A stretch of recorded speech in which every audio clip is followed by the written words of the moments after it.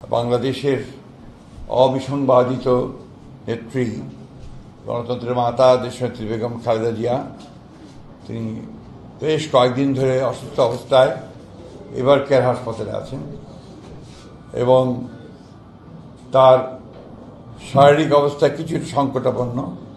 তাকে বিদেশে নেওয়া প্রয়োজন, এই কথা তারা বলছেন যে হয়তো প্রয়োজন হতে পারে, কিন্তু তার এখন যে শারীরিক অবস্থা, সেই অবস্থায় তাকে বিদেশে নেওয়ার মতো কোনো শারীরিক অবস্থা নেই।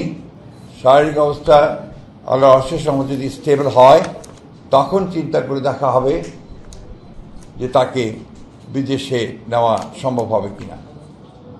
তবে বিদেশে নেওয়ার জন্য যে প্রয়োজনীয় বিষয়গুলো রয়েছে, আপনার ভিসা, অন্যান্য দেশের সঙ্গে যেসব দেশে যাওয়ার সম্ভব হতে পারে সেসব দেশের সঙ্গে যোগাযোগ করা এবং এর অ্যাম্বুলেন্সের ব্যাপারগুলো নিয়ে যথেষ্ট আলোচনা হয়েছে এবং সেগুলোর মোটামুটি কাজ এগিয়ে আছে।